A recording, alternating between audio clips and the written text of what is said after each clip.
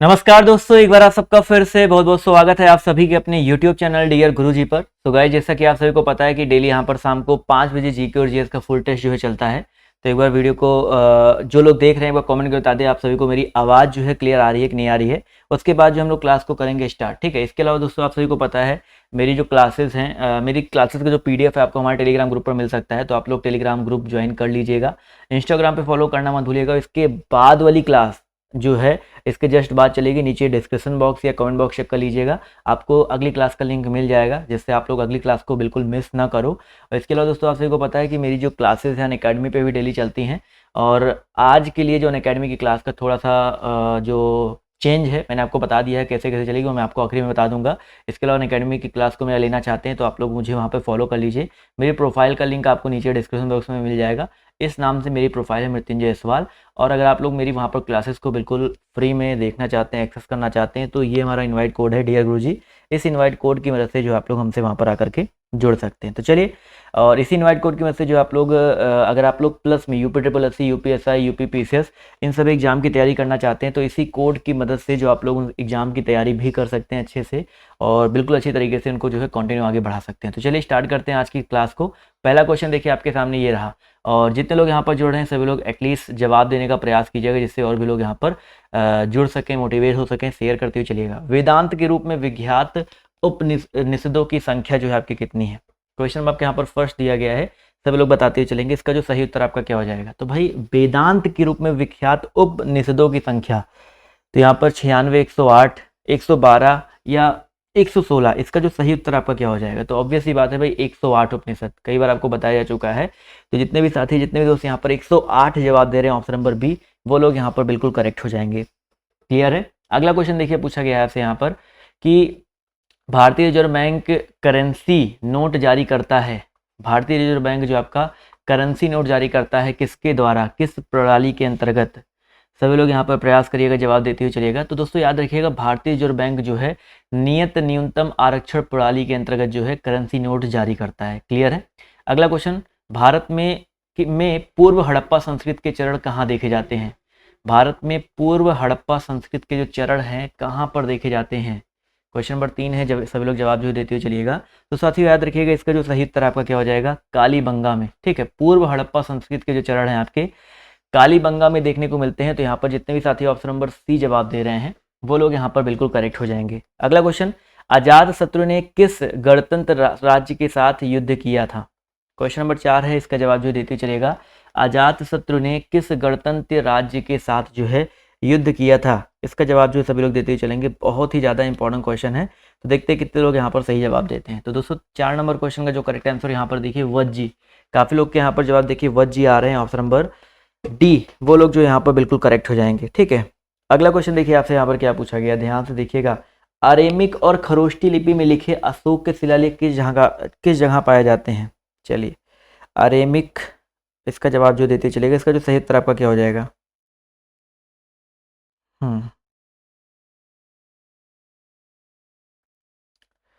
एक मिनट रुक जाइए, सभी लोग इसका जवाब जो देते हुए चलिएगा। इसका जो सही उत्तर आपका क्या हो जाएगा?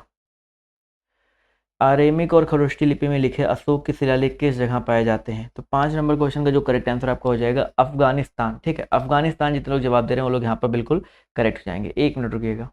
ओके, अभी यहाँ पर देखिए अफगानिस्तान करेक्ट हो जाएगा। अगला क्वेश्चन देखिए आपसे क्या पूछा गया है कि कावेरी पट्टनम क्यों प्रसिद्ध था? कावेरी पट्टनम जो आपका क्यों प्रसिद्ध था? सभी लोग यहाँ पर जवाब जो देते हुए चलेगा। इसका जो सही उत्तर आपका क्या हो जाएगा? जवाब देखिए यहाँ पर धीरे धीरे आना शुरू हो गया है। कावेरी पट्टनम की अगर हम बात करते हैं तो ये क्यों प्रसिद्ध था? बंदरगाह था, मंदिर था, सैनिक केंद्र था या राजधानी था? जितने लोग यहाँ पर जुड़ रहे हैं एक बार वीडियो को लाइक और शेयर करते हुए चलेंगे। और प्लीज़ यार, आप जितने लोग जुड़े हो सभी लोग जवाब जो देने का प्रयास करिएगा। इसका जो करेक्ट आंसर आपका क्या हो जाएगा? चलिए, जवाब देखिए यहाँ पर धीरे धीरे आना शुरू हो गया। तो भाई 6 नंबर क्वेश्चन का जो करेक्ट आंसर आपका हो जाएगा बंदरगाह। कावेरी पट्टनम जो आपका एक बंदरगाह था, तो यहाँ पर जितने लोग जवाब दे रहे हैं बंदरगाह, वो लोग जो है यहाँ पर बिल्कुल करेक्ट हो जाएंगे। क्लियर है?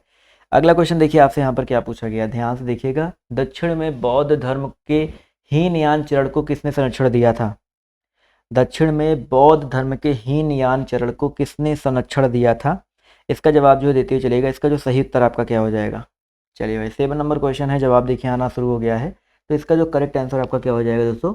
ऑप्शन नंबर इसका हो जाएगा दोस्तों 7 वाहनों ने। ठीक है, हीनयान को जो है भैया, हीनयान जो चरण था, देखिए बौद्ध धर्म 2 भागों में बटा हुआ था, आप सभी को पता है, हीनयान और आपका महायान। तो यहाँ पर जो हीनयान था इसको जो है किसने दिया था, इसको याद रखिएगा, सातवाहनों ने दिया था दक्षिण भारत में। अगला क्वेश्चन देखिए पूछा गया है कि महरौली लौह स्तंभ अभिलेख किस राजा की सैनिक उपलब्धियों का वर्णन है। क्वेश्चन नंबर आपका यहाँ पर देखिए दिया गया 8 वाला, और सभी लोग इसका जवाब जो देने का प्रयास करेंगे। इसका जो सही उत्तर आपका क्या हो जाएगा। चलिए, बहुत ही अच्छा प्रश्न है और सभी लोग के जवाब देखिए यहाँ पर धीरे धीरे आने शुरू हो गए हैं। तो महरौली लौह स्तंभ की अगर हम बात करते हैं तो किस राजा की सैनिक उपलब्धियों का वर्णन है, तो साथियों याद रखिएगा यहाँ पर जो करेक्ट आंसर आपका हो जाएगा ऑप्शन नंबर ए वाला, चंद्र। ठीक है, चंद्र। जितने लोग जवाब दे रहे हैं ऑप्शन नंबर ए, मान सकते हैं थोड़ा कभी कभी जो आपके बिल्कुल प्राचीन इतिहास से क्वेश्चन होते हैं, कुछ क्वेश्चन बहुत ज़्यादा टफ होते हैं, डीप में आ जाते हैं, बट कोई नहीं, एवरीथिंग हम लोग यहाँ पर एक एक चीज़ जो है पढ़ते हुए चलेंगे तो आपको चीज़ें अपने आप क्लियर हो जाएंगी। अगला क्वेश्चन, वर्ष 1994 ईस्वी में जनसंख्या नीति के लिए किस समिति का गठन किया गया था। 1994 में जनसंख्या नीति के लिए किस समिति का गठन किया गया था। 9 नंबर क्वेश्चन है, जवाब देखिए आना शुरू हो गया है। तो स्वामीनाथन समिति, ठीक है, जनसंख्या नीति के लिए स्वामीनाथन समिति का गठन किया गया था। तो ऑप्शन नंबर जितने लोग ए जवाब दे रहे हैं वो लोग यहाँ पर बिल्कुल करेक्ट हो जाएंगे।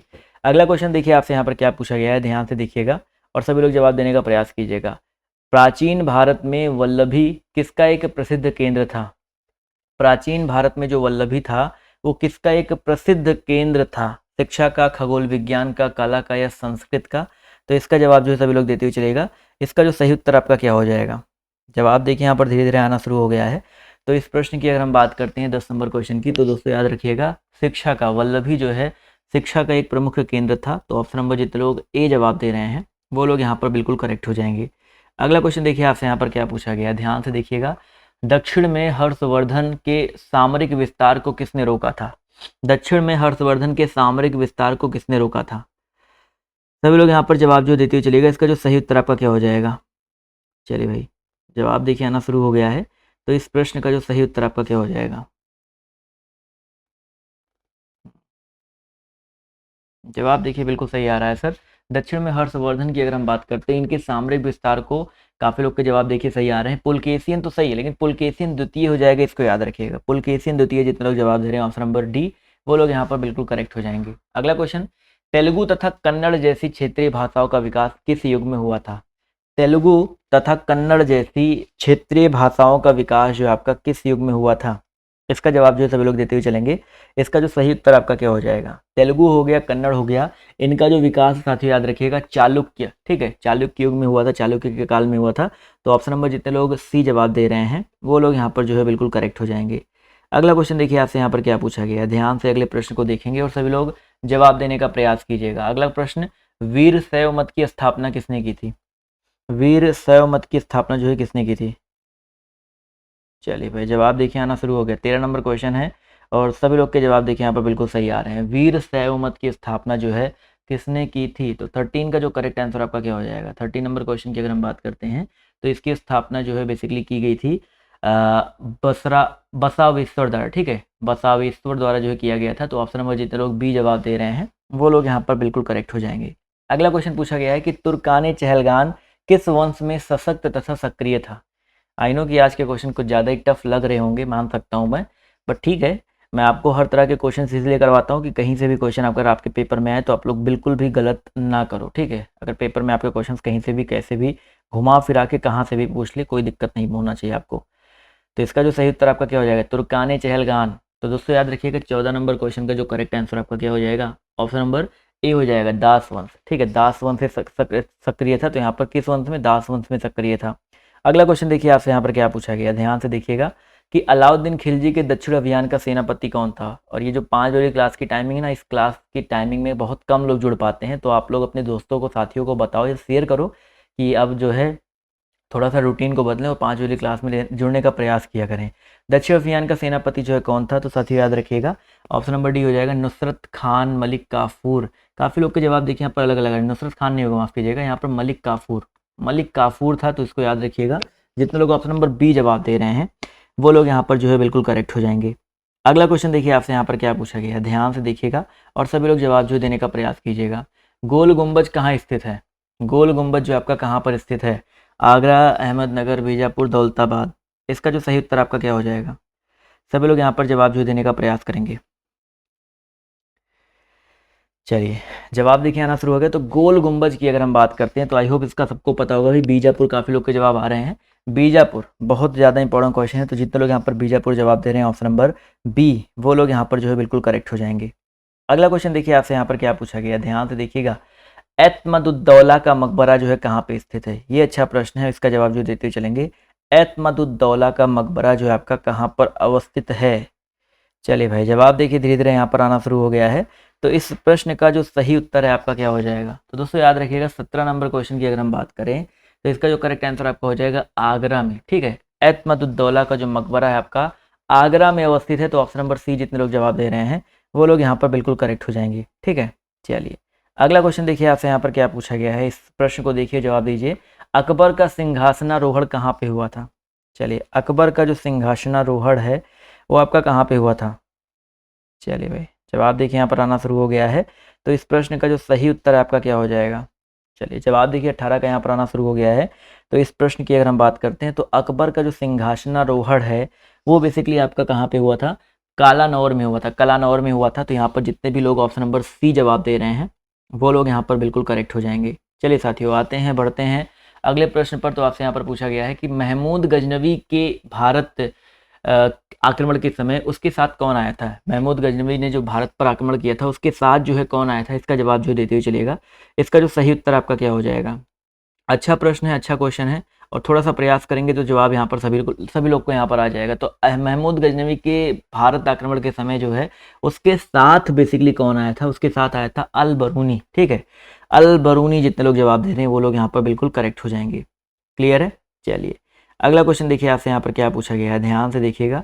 इसका जो सही उत्तर आपका क्या हो जाएगा। चलिए अगला क्वेश्चन देखिए आपसे यहाँ पर पूछा गया है, ध्यान से देखिए कि गुलामों की देखभाल के लिए किसने पृथक विभाग बनाया था। गुलामों की देखभाल के लिए जो है किसने पृथक विभाग बनाया था, इसका जो सही उत्तर आपका क्या हो जाएगा। चलिए जवाब देखिए यहाँ पर आना शुरू हो गया है। तो भैया गुलामों की देखभाल के लिए पृथक विभाग जो है किसने बनाया था। तो साथियों याद रखिएगा 20 नंबर क्वेश्चन का जो करेक्ट आंसर आपका हो जाएगा फिरोज तुगलक ने। ठीक है, फिरोज तुगलक ने बनाया था। तो ऑप्शन नंबर डी जितने लोग जवाब दे रहे हैं वो लोग यहाँ पर बिल्कुल करेक्ट हो जाएंगे। अगला क्वेश्चन, शेर शाह की मृत्यु कहाँ पे हुई थी। शेर शाह की जो मृत्यु है कहाँ पे हुई थी। तो भैया शेर शाह की अगर मृत्यु की बात करते हैं तो ये हुई थी आपकी कलिंजर में। कहाँ पे हुई थी आपकी, कलिंजर में हुआ था। तो ऑप्शन नंबर डी जितने लोग जवाब दे रहे हैं वो लोग यहाँ पर बिल्कुल करेक्ट हो जाएंगे। अगला क्वेश्चन देखिए आपसे यहाँ पर क्या पूछा गया है, एक मिनट रुक जाओ भाई, शेर शाह की मृत्यु पूछा गया है ना। चलिए ठीक है, कलिंजर जो है सही हो जाएगा। अगला क्वेश्चन, शिवाजी ने अपने राज्य की राजधानी कहाँ पे बनाई थी। शिवाजी ने अपने राज्य की राजधानी जो है कहाँ पे बनाई थी, सिंहगढ़, पन्हला, पूना या रायगढ़। शिवाजी मराठा साम्राज्य के संस्थापक, इनका जो जन्म हुआ था जो है 6 अप्रैल को आने वाला है हुआ था, तो रायगढ़ में। ठीक है, रायगढ़ में राजधानी बनाई थी। तो ऑप्शन नंबर जितने लोग डी जवाब दे रहे हैं वो लोग यहाँ पर जो है बिल्कुल करेक्ट हो जाएंगे। अगला क्वेश्चन देखिए आपसे यहाँ पर क्या पूछा गया है, ध्यान से देखिएगा, सभी लोग जवाब दीजिएगा। भारत में फ्रांसीसियों की प्रथम कोठी फैको केरो के द्वारा कहाँ स्थापित हुई थी। भारत में किसकी भाई, फ्रांसीसियों की जो प्रथम कोठी है फैको कैरो, ये फैको कैरो के द्वारा जो है प्रथम कोठी को का निर्माण किसने किया था, फैको कैरो ने किया था। ये कहाँ पे स्थापित हुआ था। तो साथियों याद रखिएगा ये जो आपका स्थापित हुआ था सूरत में। ठीक है, सूरत जितने लोग जवाब दे रहे हैं ऑप्शन नंबर बी वो लोग यहाँ पर बिल्कुल करेक्ट हो जाएंगे। अगला क्वेश्चन, अंग्रेजों ने पहली बार किस एक्ट के द्वारा शिक्षा के लिए अनुदान दिया था। अंग्रेजों ने पहली बार किस एक्ट के द्वारा शिक्षा के लिए अनुदान दिया था। 24 नंबर क्वेश्चन है, सभी लोग जवाब जो देने का प्रयास करेंगे। तो दोस्तों याद रखिएगा चार्टर एक्ट 1813। ठीक है, इस एक्ट के द्वारा जो है पहली बार जो है शिक्षा के लिए अनुदान दिया था। अगला क्वेश्चन देखिए, अवध में 1857 ईस्वी के विद्रोह का नेतृत्व किसने किया था। अवध में 1857 ईस्वी के विद्रोह का नेतृत्व जो है किसने किया था। तो 25 नंबर क्वेश्चन का जो करेक्ट आंसर आपका हो जाएगा दोस्तों बेगम हजरत महल, इन्होंने किया था। किसने किया था भाई, बेगम हजरत महल ने किया था। तो ऑप्शन नंबर डी जितने लोग जवाब दे रहे हैं वो लोग यहाँ पर बिल्कुल करेक्ट हो जाएंगे। अगला क्वेश्चन देखिए आपसे यहाँ पर क्या पूछा गया है, ध्यान से देखिएगा और सभी लोग जवाब जो देने का प्रयास कीजिएगा। चलिए अगला क्वेश्चन देखिए आपसे यहाँ पर क्या पूछा गया है, ध्यान से देखिएगा और सभी लोग जवाब देने का प्रयास कीजिएगा कि चलैया समिति का संबंध है। चेलैया समिति का संबंध बताइए किससे है। 26 नंबर क्वेश्चन है, इसका जवाब जो देने का प्रयास करेंगे सभी लोग। इसके जस्ट बाद वाली क्लास का लिंक आप सभी को पता है ना कि जब भी क्लास चलेगी इसके ये क्लास खत्म होने के बाद डिस्क्रिप्शन बॉक्स में, कमेंट बॉक्स में दोनों जगह आपको मिल जाएगा लिंक। तो चलैया समिति की अगर हम बात करते हैं तो भैया याद रखिएगा इसका जो करेक्ट आंसर आपका क्या हो जाएगा, ऑप्शन नंबर डी हो जाएगा। यहाँ पर चलैया समिति, देखिए भाई कुछ लोग के जवाब यहाँ पर डी आ रहे हैं, ए आ रहे हैं। एक मिनट रुक जाओ भाई, बहुत इंपॉर्टेंट क्वेश्चन, थोड़ा सा मेरे को मिस्टेक हो रहा है इसमें। चेलैया समिति की बात हो रही है ना, इसका संबंध जो है पूछा गया किस सुधार प्रणाली से है? आयात निर्यात बैंकिंग, प्रत्यक्ष और अप्रत्यक्ष कर वाला, ठीक है, कर प्रणाली में सुधार से था। तो यहाँ पर याद रखिएगा ऑप्शन नंबर ए जितने लोग जवाब दे रहे हैं वो लोग यहाँ पर बिल्कुल करेक्ट हो जाएंगे। अगला क्वेश्चन देखिए, भारतीय पुनर्जागरण, मतलब सबको पता होगा, भारतीय पुनर्जागरण से मुख्य रूप से कौन प्रभावित हुए थे? भारतीय पुनर्जागरण से जो है मुख्य रूप से जो मध्यम वर्ग के लोग थे और जो नगरीय मध्यम वर्ग के लोग थे वो प्रभावित हुए थे। तो ऑप्शन नंबर डी जितने लोग जवाब दे रहे हैं वो लोग यहाँ पर बिल्कुल करेक्ट हो जाएंगे। चलिए साथियों, अगला क्वेश्चन पूछा गया आपसे यहाँ पर, सत्यार्थ प्रकाश नामक प्रसिद्ध पुस्तक के लेखक कौन थे? सत्यार्थ प्रकाश नामक प्रसिद्ध पुस्तक के लेखक कौन थे? सभी लोग जवाब जो है देते हुए चलेगा। इसका जो करेक्ट आंसर आपका क्या हो जाएगा? चलिए जवाब देखिए आना शुरू हो गया भाई। सत्यार्थ प्रकाश इंपॉर्टेंट क्वेश्चन है, तो याद रखिएगा दोस्तों, दयानंद सरस्वती, ठीक है। सत्यार्थ प्रकाश नामक प्रसिद्ध पुस्तक के लेखक दयानंद सरस्वती जी थे। अगला क्वेश्चन देखिए पूछा गया है कि दलितों के उत्थान के लिए बी आर अम्बेडकर के विचार से सर्वप्रमुख कौन था भाई? दलितों के उत्थान के लिए बी आर अम्बेडकर के विचार से सर्वप्रमुख कौन था? 29 नंबर क्वेश्चन है, जवाब देखिए आना शुरू हो गया है। दोस्तों याद रखिएगा यहाँ पर जो करेक्ट आंसर आपको हो जाएगा राजनीतिक अधिकार, ठीक है। सर्वप्रमुख कौन था भाई? राजनीतिक अधिकार था। तो ऑप्शन नंबर डी जितने भी साथी जवाब दे रहे हैं बिल्कुल भी सही बात है भाई, डी ऑप्शन वाले लोग जो है यहाँ पर बिल्कुल करेक्ट हो जाएंगे। अगला क्वेश्चन, 1928 ईस्वी के बारदोली सत्याग्रह का नेतृत्व किसने किया था? 1928 ईस्वी का जो बारदोली सत्याग्रह था उसका नेतृत्व जो है आपका किसने किया था? तो भाई बारदोली सत्याग्रह का जो नेतृत्व है वो आपका महात्मा गांधी के अनुयायियों के द्वारा किया गया था, ठीक है। महात्मा गांधी जी के जो अनुयायी थे उनके द्वारा किया गया था। तो ऑप्शन नंबर डी जितने लोग जवाब दे रहे हैं वो लोग यहाँ पर बिल्कुल करेक्ट हो जाएंगे। अगला क्वेश्चन, लाला हरदयाल का संबंध किस संगठन से था? लाला हरदयाल का जो संबंध है आपका किस संगठन से था? अभिनव भारत अनुशीलन समिति या युगांतर पार्टी? अच्छा प्रश्न है और इसका जवाब जो देने का प्रयास करेंगे। चलिए भाई, लाला हरदयाल अगर हम इनकी बात करते हैं तो दोस्तों इनका जो संबंध था आपका गदर पार्टी, काफी लोग के जवाब आ रहे हैं, बिल्कुल सही बात है, गदर पार्टी जितने लोग जवाब दे रहे हैं ऑप्शन नंबर डी वाला वो लोग यहाँ पर बिल्कुल करेक्ट हो जाएंगे। अगला क्वेश्चन देखिए आपसे क्या पूछा गया है, स्वदेशी आंदोलन की शुरुआत किस घटनाक्रम के विरुद्ध हुई थी? स्वदेशी आंदोलन की शुरुआत जो है किस घटनाक्रम के विरुद्ध हुआ था? चलिए क्वेश्चन नंबर 32 से जवाब देखिए आना शुरू हो गया है। तो दोस्तों याद रखिएगा बंगाल विभाजन के विरोध में, ठीक है। स्वदेशी आंदोलन की जो शुरुआत है बंगाल विभाजन के विरोध में हुआ था। तो यहाँ पर जितने लोग ऑप्शन नंबर जवाब दे रहे हैं डी वाला वो लोग यहाँ पर जो है बिल्कुल करेक्ट हो जाएंगे। अगला क्वेश्चन देखिए आपसे यहाँ पर क्या पूछा गया है, 1839 ईस्वी में महाराजा रणजीत सिंह का उत्तराधिकारी कौन था? 1839 ईस्वी में किसका भाई? महाराजा रणजीत सिंह का जो उत्तराधिकारी है आपका कौन था? 33 नंबर क्वेश्चन है, इसका जवाब जो देखिए आना शुरू हो गया है। तो खड़क सिंह, वही खड़क सिंह भाई जिसके ऊपर बने हुए हैं खड़क सिंह के खड़कने से खड़कती हैं खिड़कियां। तो ऑप्शन नंबर जितने लोग सी जवाब दे रहे हैं वो लोग यहाँ पर बिल्कुल करेक्ट हो जाएंगे। अगला क्वेश्चन, तुजुके बाबरी किस भाषा में लिखी गई है? बहुत ही ज्यादा इंपॉर्टेंट क्वेश्चन है। तुजुके बाबरी जो है किस भाषा में, किस लैंग्वेज में लिखी गई है? अरबी, तुर्की, फारसी या उर्दू? 34 नंबर क्वेश्चन है, जवाब देखिए आना शुरू हो गया है। तो तुजुक ए बाबरी जो है आपका बेसिकली लिखा गया है तुर्की लैंग्वेज में, ठीक है, तुर्की भाषा में लिखा गया है। तो यहाँ पर जितने भी साथी जितने भी दोस्त ऑप्शन नंबर बी जवाब दे रहे हैं वो लोग यहाँ पर बिल्कुल करेक्ट हो जाएंगे। अगला क्वेश्चन देखिए आपसे क्या पूछा गया है, यह सत्य होगा, थोड़ा सा देखो भाई, यह सत्य होगा कि भारत को परिभाषित किया जाए।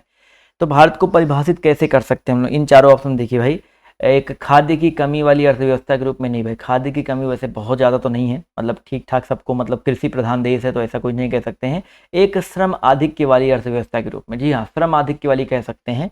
तो यहाँ पर व्यापार भी उतना नहीं है, पूंजी आधिक्य भी नहीं कह सकते हैं, श्रम आधिक्य कह सकते हैं। अगला क्वेश्चन, उच्च न्यायालय के न्यायाधीशों की सेवा निवृत्ति एज कितनी होती है? रिटायरमेंट की एज कितनी होती है भाई? सभी लोग बताते हुए चलिएगा।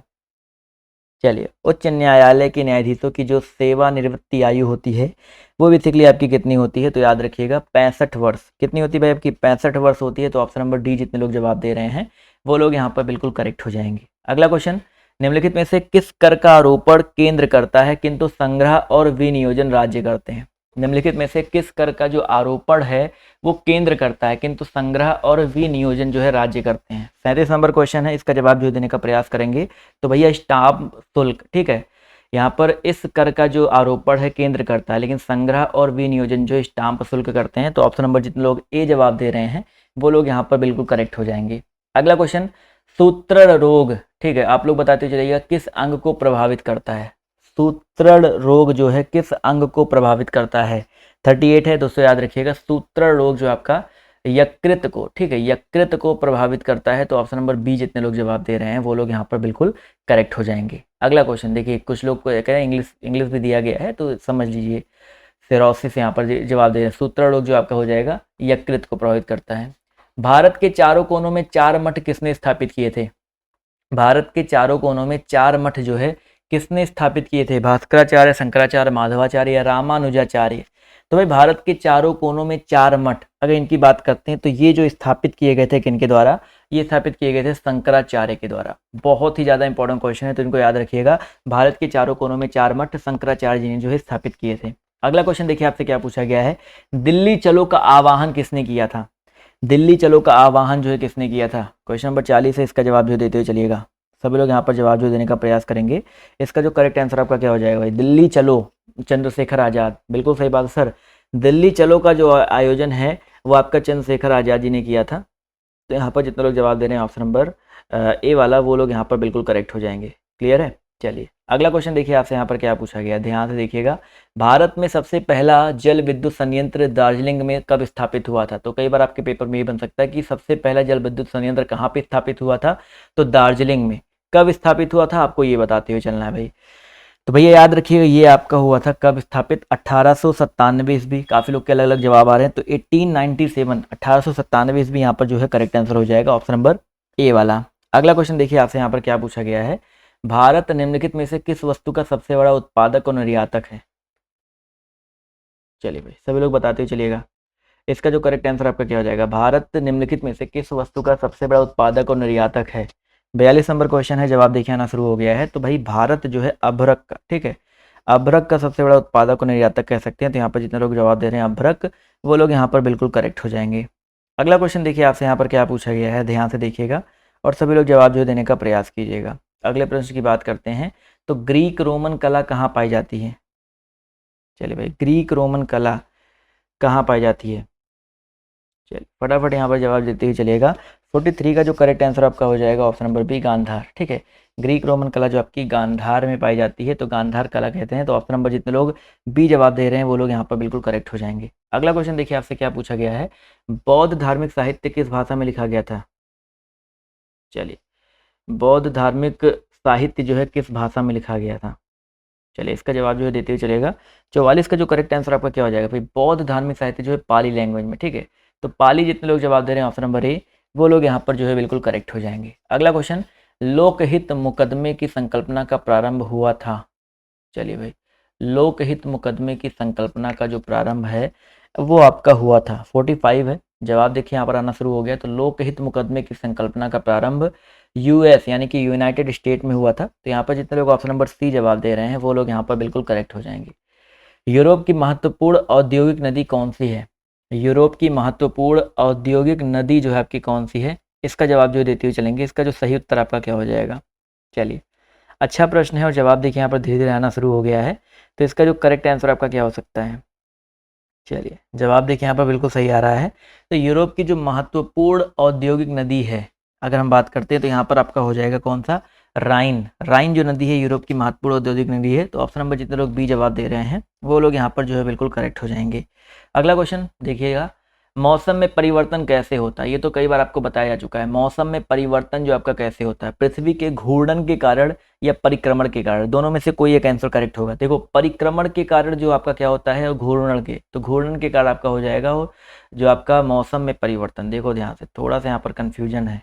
देखो जो अपनी धुरी पर घूमता है, अपनी धुरी पर जो घूमता है वो एक चक्कर लगाता है, उसकी वजह से दिन और रात होते हैं।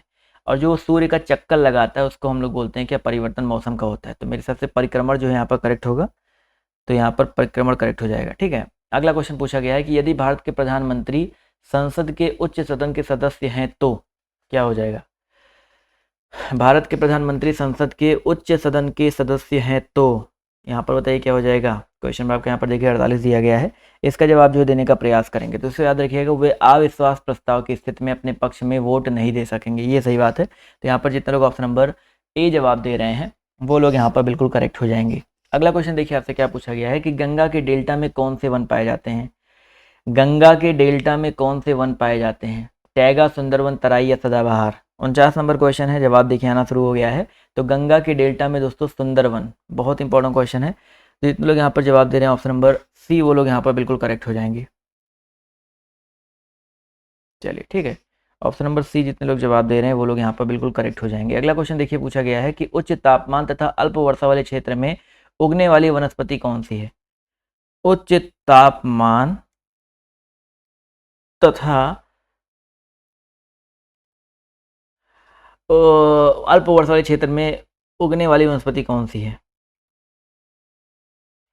चलिए भाई फटाफट यहाँ पर जवाब जो है देते चलेंगे। 50 नंबर क्वेश्चन का जो करेक्ट आंसर आपका क्या हो जाएगा, पतझड़ी वन। ठीक है, जितने लोग यहाँ पर पतझड़ी वन जवाब दे रहे हैं वो लोग यहाँ पर जो है बिल्कुल करेक्ट हो जाएंगे। चलिए अगला क्वेश्चन देखिए आपसे यहाँ पर क्या पूछा गया है, ध्यान से देखिएगा और सभी लोग जवाब देते हुए चलिएगा। पूछा गया है कि निम्नलिखित में से कौन सा अक्षांश भारत से गुजरता है। कौन सा अक्षांश जो आपका भारत से गुजरता है, 51 नंबर क्वेश्चन है और जवाब देखिए आना शुरू हो गया। तो यहाँ पर कर्क रेखा, सभी को पता है कर्क रेखा जो है भारत से गुजरती है। तो यहाँ पर जितने लोग ऑप्शन नंबर बी जवाब दे रहे हैं वो लोग यहाँ पर जो है बिल्कुल करेक्ट हो जाएंगे। क्लियर है। चलिए अगला क्वेश्चन देखिए आपसे यहाँ पर क्या पूछा गया है, ध्यान से देखिएगा सभी लोग जवाब दीजिएगा। संविधान के किस अनुच्छेद में यह व्यवस्था है कि प्रत्येक राज्य शिक्षा के प्राथमिक स्तर पर मातृभाषा में शिक्षा की पर्याप्त सुविधाओं की व्यवस्था करने का प्रयास करेगा। बताइए सर जी, संविधान के कौन से अनुच्छेद में ये व्यवस्था की गई है। 52 नंबर क्वेश्चन है, क्वेश्चन को पढ़ो फिर जवाब देने का प्रयास करो। तो भाई याद रखिएगा अनुच्छेद नंबर 350 में। ठीक है, अनुच्छेद 350 में व्यवस्था की गई है। तो जितने लोग यहाँ पर ऑप्शन नंबर सी जवाब दे रहे हैं वो लोग यहाँ पर बिल्कुल करेक्ट हो जाएंगे। चलिए साथियों आते हैं, बढ़ते हैं अगले प्रश्न पर। तो राष्ट्रीय दल के रूप में मान्यता प्राप्त करने के लिए किसी पार्टी को कम से कम कितने वैध मत प्राप्त करने होंगे। राष्ट्रीय दल के रूप में मान्यता प्राप्त करने के लिए किसी पार्टी को कम से कम कितने वैध मत, वैलिड मत जो है प्राप्त करने होंगे। 53 नंबर क्वेश्चन है, इसका जवाब जो देते हुए चलिएगा। तो दोस्तों याद रखिएगा 4 या अधिक राज्यों में वैध मतों का 4%, इसको याद रखिएगा। 4 या उससे अधिक राज्यों में जो आपके वैध मत हैं उनका कम से कम 4%। तो जितने लोग जवाब दे रहे हैं ऑप्शन नंबर सी वाला वो लोग यहाँ पर जो है बिल्कुल करेक्ट हो जाएंगे। अगला क्वेश्चन देखिए आपसे यहाँ पर क्या पूछा गया है कि जातीय भेदभाव किस सिद्धांत के विरुद्ध है। सभी लोग यहाँ पर जवाब जो देते चलेगा। इसका जो सही उत्तर आपका क्या हो जाएगा, जातीय भेदभाव जो है किस सिद्धांत के विरुद्ध है। तो अगर हम जातीय भेदभाव की अगर हम बात करते हैं 454 की अगर हम बात करें तो यहाँ पर जो करेक्ट आंसर आपका क्या हो जाएगा, जवाब देखिए आना शुरू हो गया। तो सामाजिक समानता तथा सामाजिक न्याय के सिद्धांत के विरुद्ध है। तो ऑप्शन नंबर डी जितने लोग जवाब दे रहे हैं वो लोग यहाँ पर बिल्कुल करेक्ट हो जाएंगे। अगला क्वेश्चन देखिए आपसे यहाँ पर क्या पूछा गया है, ध्यान से देखिएगा और सभी लोग जवाब दीजिएगा। कि 1 मिनट थोड़ा सा छोटा कर दें, क्वेश्चन देखना चाहिए आप सभी को। क्या उस व्यक्ति को मंत्री के रूप में नियुक्त किया जा सकता है जो संसद सदस्य नहीं है। क्वेश्चन नंबर आपका 55 है, इसका जवाब जो देते हुए चलेगा। इसका जो सही उत्तर आपका क्या हो जाएगा, अच्छा प्रश्न है, अच्छा क्वेश्चन है, सभी लोग यहाँ पर जवाब जो देने का प्रयास करेंगे। इसका जो सही उत्तर आपका क्या हो सकता है, तो क्या उस व्यक्ति को मंत्री के रूप में नियुक्त किया जा सकता है जो संसद सदस्य नहीं है। तो 55 का एक सिंपल सा आंसर होगा कि हाँ, लेकिन उसे अपनी नियुक्ति के 6 महीने के भीतर संसद का सदस्य बनना होगा। ठीक है, तो यहाँ पर जितने लोग ऑप्शन नंबर डी जवाब दे रहे हैं, चारों ऑप्शन पढ़ करके मैंने बोला था जवाब दीजिएगा, जवाब आपका सही आएगा। तो जितने लोग यहाँ पर ऑप्शन नंबर डी जवाब दे रहे हैं वो लोग यहाँ पर जो है बिल्कुल करेक्ट हो जाएंगे। अगला क्वेश्चन देखिए आपसे यहाँ पर क्या पूछा गया है और देखिएगा और सभी लोग जवाब देने का प्रयास कीजिएगा। पूछा गया आपसे यहाँ पर कि किस उपकरण से ध्वनि तरंगों के प्रयोग द्वारा समुद्र की गहराई मापी जाती है। इसका जवाब देते हुए चलेंगे। क्वेश्चन नंबर 56 का जो करेक्ट आंसर आपका क्या हो जाएगा। चलिए भाई 56 नंबर प्रश्न है, जवाब देखिए आना शुरू हो गया है। तो सोनार, देखो सोनार के द्वारा जो है बेसिकली क्या होता है, समुद्र की गहराई मापी जाती है। रडार के द्वारा जो है, जो उड़ने वाले वायुयान होते हैं उन सब का पता लगाया जाता है रडार के द्वारा। तो ये चीज़ याद रखिएगा। ऑप्शन नंबर सी यहाँ पर बिल्कुल करेक्ट हो जाएगा। अगला क्वेश्चन देखिए आपसे यहाँ पर क्या पूछा गया है, ध्यान से देखिए और सभी लोग जवाब दीजिएगा कि किसके कारण तरल की सतहें खिंची हुई झिल्ली की तरह व्यवहार करती हैं। किसके कारण तरल की सतहें खिंची हुई झिल्ली की तरह जो है व्यवहार करती हैं। इसका जवाब जो देने का प्रयास करेंगे। इसका जो सही उत्तर आपका क्या हो जाएगा, बहुत ही अच्छा प्रश्न है। तो यहाँ पर 57 नंबर क्वेश्चन की अगर हम बात करते हैं तो इसका जो करेक्ट आंसर आपका क्या हो जाएगा, सभी लोग जवाब जो है देने का प्रयास करेंगे। दोस्तों पृष्ठ तनाव, जो पृष्ठ तनाव सरफेस टेंशन होता है, इसकी वजह से जो है तरल की सतह जो है खींची हुई झिल्ली की तरह व्यवहार करती है। तो इसको याद रखिएगा। अगला क्वेश्चन देखिए आपसे यहाँ पर क्या पूछा गया है, हड्डियों में फास्फोरस किसके रूप में पाया जाता है। हड्डियों में जो आपका फास्फोरस होता है वो किसके रूप में पाया जाता है। 58 नंबर क्वेश्चन है, सभी लोग जवाब देते हुए चलिएगा। तो भैया याद रखिएगा हड्डियों में फास्फोरस जो है कैल्शियम फॉस्फेट के रूप में, ठीक है, किसके रूप में भाई, कैल्शियम फॉस्फेट के रूप में पाया जाता है। तो इसको याद रखिएगा। जितने लोग यहाँ पर ऑप्शन नंबर बी जवाब दे रहे हैं वो लोग यहाँ पर जो है बिल्कुल करेक्ट हो जाएंगे। क्लियर है। चलिए भाई बी ऑप्शन वाले लोग जो यहाँ पर बिल्कुल करेक्ट हो जाएंगे। अगला क्वेश्चन देखिए आपसे यहाँ पर क्या पूछा गया है, ध्यान से देखिएगा, अश्रु गैस कौन सी गैस होती है? अश्रु गैस जो है कौन सी गैस होती है? इसका जवाब जो देने का प्रयास करेंगे। अश्रु गैस जो है कौन सी गैस होती है? क्लोरीन? नहीं भाई, क्लोरीन नहीं होता है। अश्रु गैस जो आपकी अमोनिया होती है, NH3 अमोनिया होती है। तो जितने लोग यहाँ पर ऑप्शन नंबर सी जवाब दे रहे हैं वो लोग यहाँ पर जो है बिल्कुल करेक्ट हो जाएंगे। अगला क्वेश्चन देखिए, राष्ट्रीय कृषि तथा ग्रामीण विकास बैंक यानी कि नाबार्ड जो है कैसा बैंक है? राष्ट्रीय कृषि तथा ग्रामीण विकास बैंक जो है कैसा बैंक है? 63 है। इसका जवाब जो देने का प्रयास करेंगे। तो इसका जो सही उत्तर आपका क्या हो जाएगा? तो दोस्तों याद रखिएगा, इसका जो सही उत्तर है आपका क्या हो सकता है? 61 नंबर क्वेश्चन है, जवाब देखिए आना शुरू हो गया है। तो यहाँ पर हो जाएगा आपका एक सहकारी बैंक कह सकते हैं, ठीक है, क्षेत्रीय ग्रामीण बैंक नहीं है, आपका एक सहकारी बैंक है। तो ऑप्शन नंबर जितने लोग जवाब दे रहे हैं सहकारी बैंक, थोड़ा सा यहाँ पर कन्फ्यूजन आप लोगों का कमेंट भी आ रहा है, सहकारी नहीं है। तो यहाँ पर थोड़ा सा इसको नाबार्ड की बात करते हैं ना, राष्ट्रीय कृषि तथा ग्रामीण विकास बैंक। चलो, इसमें दिया तो गया सहकारी, बट मेरे हिसाब से यहाँ पर विकास बैंक ऑप्शन में एक दिया गया ना, तो सहकारी तो है लेकिन साथ साथ विकास बैंक को ज़्यादा यहाँ पर प्रभाव दिया जाएगा। तो थोड़ा सा करेक्ट कर लो, करेक्शन कर लो। दिया तो इसमें आंसर यही दिया गया था, बट यहाँ पर इसको थोड़ा करेक्ट कर लीजिएगा, विकास बैंक जो है करेक्ट हो जाएगा, ठीक है। चलिए अगला क्वेश्चन देखिए, आपसे यहाँ पर क्या पूछा गया है, थोड़ा सा इसको करेक्ट कर लो, यहाँ पर सहकारी नहीं होगा। अगला क्वेश्चन, हरित क्रांति से क्या अभिप्राय है? हरित क्रांति से क्या अभिप्राय है? चलिए भाई, इसको तो सबको पता ही होगा, हरित क्रांति से क्या अभिप्राय है, सभी लोग बताते हुए चलेंगे। इसका जो सही उत्तर आपका क्या हो जाएगा? जवाब देखिए आना शुरू हो गया है। तो भाई हरित क्रांति की अगर हम बात करते हैं तो हरित क्रांति का जो मतलब होता है वो बेसिकली आपका क्या होता है? उच्च उत्पाद वैरायटी कार्यक्रम, ठीक है, हरी खाद का या अधिक फसल उगाना नहीं, सबसे जो सही उत्तर होगा आपका उच्च उत्पाद वैरायटी कार्यक्रम, इसका मतलब होता है ऑप्शन नंबर सी वाला। अगला क्वेश्चन देखिए, आपसे क्या पूछा गया है, विशेष आहरण अधिकार की सुविधा निम्नलिखित में से किसमें उपलब्ध है? 65 नंबर क्वेश्चन है, विशेष आहरण अधिकार की सुविधा निम्नलिखित में से किसमें उपलब्ध है? 65 नंबर क्वेश्चन का जो सही उत्तर आपका क्या हो जाएगा? बिल्कुल सही बात सर, यहाँ पर अंतरराष्ट्रीय मुद्रा निधि, ठीक है, अंतरराष्ट्रीय मुद्रा निधि। जितने लोग जवाब दे रहे हैं ऑप्शन नंबर बी, वो लोग यहाँ पर बिल्कुल करेक्ट हो जाएंगे। अगला क्वेश्चन देखिए, आपसे क्या पूछा गया है, ओजोन परत बताओ क्या होता है? ओजोन परत बताइए क्या होता है? 67 है, इसका जवाब जो देते हुए चलिएगा। ओजोन परत जो आपका क्या होता है? एक रक्षी परत होता है जो पराबैंगनी प्रकाश का फिल्टर करते हैं। तो सबको पता ही होगा, ओजोन परत O3 जो परत होता है ये बेसिकली पराबैंगनी किरणों से, विकिरण से जो हमारी रक्षा करता है। तो यहाँ पर जितने लोग ऑप्शन नंबर डी जवाब दे रहे हैं वो लोग यहाँ पर बिल्कुल करेक्ट हो जाएंगे।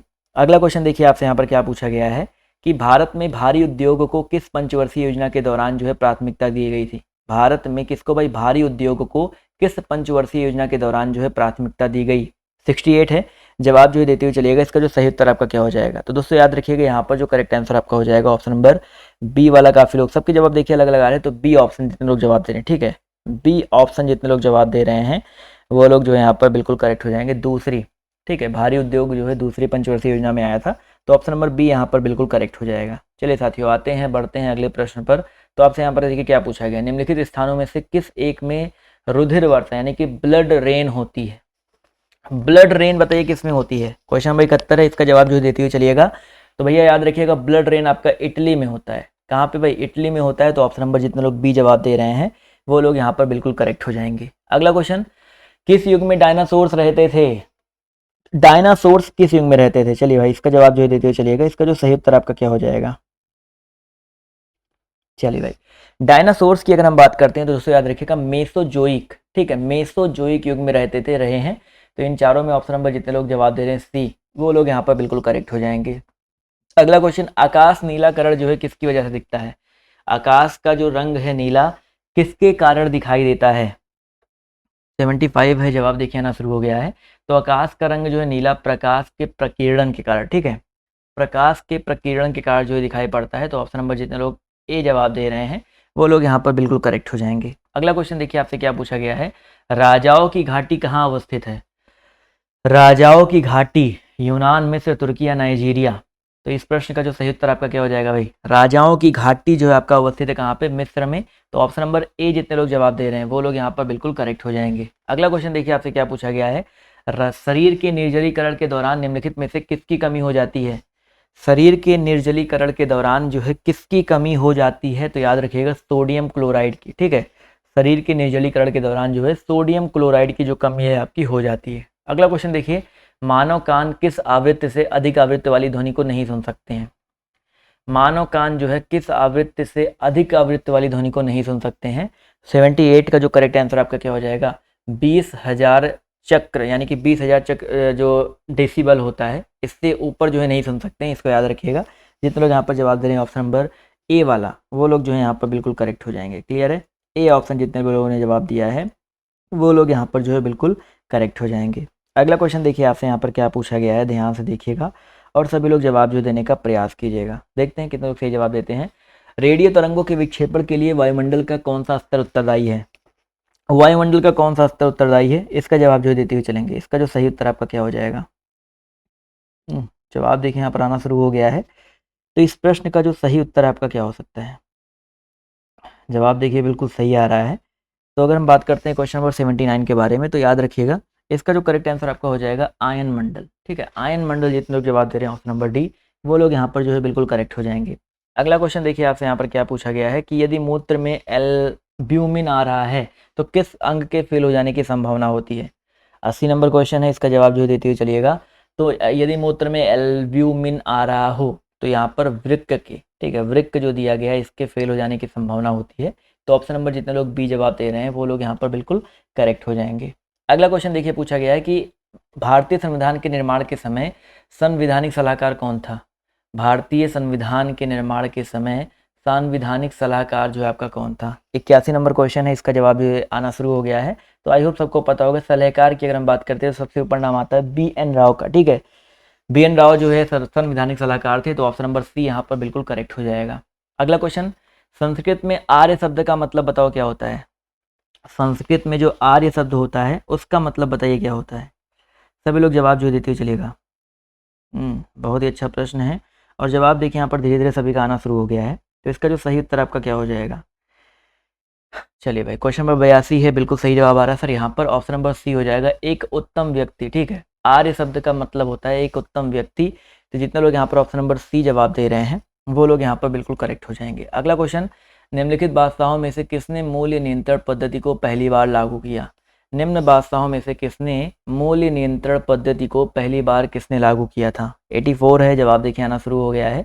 तो भैया मूल्य नियंत्रण पद्धति को अलाउद्दीन खिलजी ने, पहली बार किसने भाई? अलाउद्दीन खिलजी जी ने जो है लागू किया। तो ऑप्शन नंबर जितने लोग ए जवाब दे रहे हैं वो लोग यहाँ पर जो है बिल्कुल करेक्ट हो जाएंगे। अगला क्वेश्चन देखिए आपसे यहाँ पर क्या पूछा गया है, ध्यान से देखिएगा और सभी लोग जवाब जो देने का प्रयास कीजिएगा। ध्यान से देखिए और सभी लोग जवाब जो देते हुए चलिएगा। इसका जो करेक्ट आंसर आपका क्या हो जाएगा? क्वेश्चन नंबर 85, 1857 का प्रथम स्वतंत्रता संग्राम असफल हुआ था, क्यों? मेन रीजन बताइए क्या है भाई? 1857 ईस्वी का जो पहला स्वतंत्रता संग्राम है उसके फेल होने का जो रीजन है आपका क्या था? चलिए जवाब देखिए आना शुरू हो गया है। तो इस प्रश्न का जो सही उत्तर आपका क्या हो जाएगा? 85 नंबर क्वेश्चन का जो करेक्ट आंसर आपका हो जाएगा, क्योंकि भारतीय सिपाहियों में उद्देश्य की कमी थी। भारतीय राजाओं ने ब्रिटिश का साथ दिया था, ब्रिटिश सिपाही बहुत अच्छे सज्जित होते थे। तो यहाँ पर जितने लोग ऑप्शन नंबर डी जवाब दे रहे हैं, सारे के सारे ऑप्शन यहाँ पर सही हैं, ये सारे रीजन थे भाई। ठीक है, तो ऑप्शन नंबर डी यहाँ पर बिल्कुल करेक्ट हो जाएगा। अगला क्वेश्चन, भारत का उच्चतम न्यायालय कानून या तथ्य के मामले में राष्ट्रपति को परामर्श देता है। चलिए भाई, 86 नंबर क्वेश्चन का सभी लोग जवाब जो देते हुए चलेगा। इसका जो करेक्ट आंसर आपका क्या हो जाएगा? चलिए जवाब देखिए आना शुरू हो गया। तो इस प्रश्न का जो सही उत्तर है आपका क्या हो सकता है? जवाब देखिए धीरे धीरे आना शुरू हो गया है। तो इस प्रश्न का जो सही उत्तर आपका क्या हो जाएगा दोस्तों? आपका 86 की अगर हम बात करते हैं तो यहाँ पर हो जाएगा, तभी जब वो ऐसे परामर्श के लिए कहता है। तो भारत का उच्चतम न्यायालय कानून या तथ्य के मामले में राष्ट्रपति को परामर्श देता है, जब वो ऐसे परामर्श के लिए कहता है तभी हो सकता है। तो ऑप्शन नंबर जितने लोग बी जवाब दे रहे हैं वो लोग यहाँ पर जो है बिल्कुल करेक्ट हो जाएंगे। क्लियर है? चलिए अगला क्वेश्चन देखते हैं आपसे यहाँ पर क्या पूछा गया, ध्यान से देखिएगा, सभी लोग जवाब दीजिएगा। निम्नलिखित में से किस आंदोलन से गांधी जी संबंधित नहीं थे? किस आंदोलन से गांधी जी जो आपके संबंधित नहीं थे? इसका जवाब जो देते हुए चलिएगा। इसका जो सही उत्तर आपका क्या हो जाएगा? चलिए जवाब देखिए आना शुरू हो गया। तो यहाँ पर अगर हम बात करते हैं 87 के बारे में, तो याद रखिएगा यहाँ पर जो करेक्ट आंसर आपका हो जाएगा स्वदेशी आंदोलन से।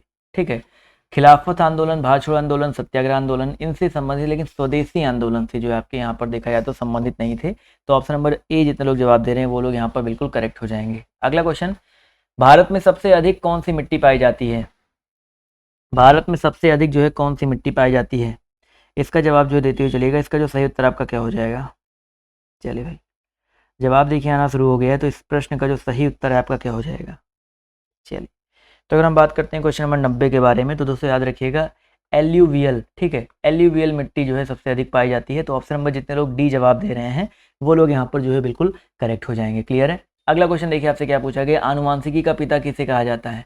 आनुवांशिकी का पिता किसे कहा जाता है, डार्विन, मेंडल, बेलेस, लेमार्क। अच्छा प्रश्न है, अच्छा क्वेश्चन है। तो साथियों याद रखिएगा आनुवांशिकी का जो पिता है वो बेसिकली मेंडल को, ग्रेगर जॉन मेंडल नाम याद रखिएगा। तो ऑप्शन नंबर जितने लोग बी जवाब दे रहे हैं वो लोग यहाँ पर जो है बिल्कुल करेक्ट हो जाएंगे। अगला क्वेश्चन देखिए आपसे यहाँ पर क्या पूछा गया है, ध्यान से देखिएगा और सभी लोग जवाब जो है देने का प्रयास कीजिएगा। पूछा गया आपसे यहाँ पर वनस्पति शास्त्र का जनक किसे कहा जाता है। वनस्पति शास्त्र का जो जनक है किसे कहा जाता है, इसका जवाब जो है देते हुए चलिएगा। इसका जो सही उत्तर आपका क्या हो जाएगा। चलिए जवाब देखिए यहाँ पर बिल्कुल सही आ रहा है। तो इस प्रश्न की अगर हम बात करते हैं तो इसका जो सही उत्तर आपका क्या हो जाएगा, वनस्पति शास्त्र बोला गया है ना। तो यहाँ पर देखिए काफ़ी लोग के डार्विन जवाब आ रहे हैं, काफ़ी लोग के अलग अलग जवाब आ रहे हैं, कुछ लोग के लिफ्रेस्टस आ रहे हैं जवाब। तो इसका जो करेक्ट आंसर आपका क्या हो जाएगा। आप सभी लोग के लिए एक छोटा सा मैं होमवर्क भी छोड़ना चाहूँगा, देखते हैं कितने लोग यहाँ पर जवाब देते हैं। चलिए छोटा सा होमवर्क आपका ये है कि आपको बताना है कि भैया जो नीली क्रांति है उसका जनक किसे, नीली क्रांति जो है किससे संबंधित, आपको ये बताते हुए चलना है। चलो भाई वनस्पति शास्त्र यहाँ पर आ गया, वनस्पति शास्त्र बोला जाए, वनस्पति विज्ञान बोला जाए तो थियोफ्रेस्टस यहाँ पर थे। थोड़ा सा यहाँ पर शायद लीफ्रेस्टस लिख दिया गया बट थियोफ्रेस्टस याद रखिएगा, ठीक है, थियोफ्रेस्टस थे, ठीक है। जीव विज्ञान के अरस्तु थे, सभी को पता ही पता है। तो यहाँ पर थोड़ा सा करेक्ट गलत दिया गया था टाइपिंग। अगला क्वेश्चन, जल की स्थायी कठोरता किसके कारण होती है। जल की स्थायी कठोरता जो है किसके कारण होती है। 93 है, सभी लोग जवाब देते हुए चलिएगा। जल की स्थायी कठोरता जो है किसकी वजह से होता है, कैल्शियम और मैग्नीशियम के क्लोराइड व सल्फेट की वजह से, ठीक है। तो ऑप्शन नंबर जितने लोग डी जवाब दे रहे हैं वो लोग यहाँ पर जो है बिल्कुल करेक्ट हो जाएंगे। अगला क्वेश्चन देखिए आपसे यहाँ पर क्या पूछा गया है, भारतीय संविधान के किस भाग को उसकी आत्मा की संज्ञा दी गई है। सबको पता होगा भाई अनुच्छेद कौन सा है, क्या है, कैसे है, सबको पता होगा भाई। भारतीय संविधान के किस भाग को उसकी आत्मा की संज्ञा दी गई है, तो प्रस्तावना। तो यहाँ पर प्रस्तावना वाले भाग को जो है संविधान की आत्मा की जो है संज्ञा दी गई है। तो जितने लोग यहाँ पर ऑप्शन नंबर ए जवाब दे रहे हैं वो लोग यहाँ पर जो है बिल्कुल करेक्ट हो जाएंगे। अगला क्वेश्चन देखिए आपसे यहाँ पर क्या पूछा गया है, ध्यान से देखिएगा। हंटर आयोग ने किस प्रकार की शिक्षा पर बल दिया था। हंटर आयोग ने किस प्रकार की शिक्षा पर बल दिया था। सभी लोग यहाँ पर जवाब जो देते हुए चलेंगे। इसका जो सही उत्तर आपका क्या हो जाएगा। जवाब देखिए यहाँ पर आना शुरू हो गया है। तो इस प्रश्न का जो सही उत्तर आपका क्या हो जाएगा। जवाब देखिए बिल्कुल सही आ रहा है सर। हंटर आयोग ने जो है बेसिकली प्रारंभिक शिक्षा का, ठीक है, प्रारंभिक शिक्षा पर बल दिया था। तो जितने लोग यहाँ पर प्रारंभिक शिक्षा जवाब दे रहे हैं वो लोग यहाँ पर जो है बिल्कुल करेक्ट हो जाएंगे। क्लियर है। चलिए अगला क्वेश्चन देखिए आपसे यहाँ पर क्या पूछा गया है, एक मिनट जाइए। अगला क्वेश्चन पूछा गया है, यंग बंग आंदोलन का प्रमुख नेता जो है कौन था। यंग बंगाल आंदोलन का जो प्रमुख नेता है कौन था। चलिए भाई जवाब देखिए यहाँ पर आना शुरू हो गया है। तो इस प्रश्न का जो सही उत्तर आपका क्या हो जाएगा। यंग बंगाल आंदोलन का जो प्रमुख नेता है आपका कौन था, तो याद रखिएगा विवियन डिरोजियो, ठीक है। काफ़ी लोग के जवाब यहाँ पर सही नहीं आ रहे हैं बट यहाँ पर ऑप्शन नंबर जो इसका बी दिया गया है यहाँ पर ये बिल्कुल करेक्ट हो जाएगा। क्लियर है। चलिए अगला क्वेश्चन देखिए आपसे यहाँ पर क्या पूछा गया है, ध्यान से देखिएगा, सभी लोग जवाब देते हुए चलिएगा। जैन साहित्य को किस नाम से जाना जाता है। जैन साहित्य को किस नाम से जाना जाता है।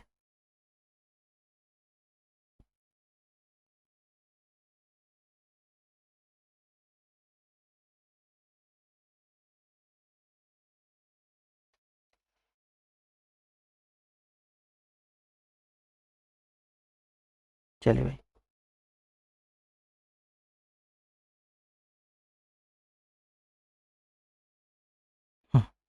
क्वेश्चन नंबर 97 है, जवाब देखिए आना शुरू हो गया है। तो 97 का जो करेक्ट आंसर आपका क्या हो जाएगा। 97 की अगर हम बात करते हैं तो यहाँ पर आगम, ठीक है, जैन साहित्य को जो है किस, जैन साहित्य को आगम के नाम से जाना जाता है। अगला क्वेश्चन पूछा गया है, भारत का मार्टिन लूथर किसे कहा गया है। भारत का मार्टिन लूथर जो है किसे कहा गया है।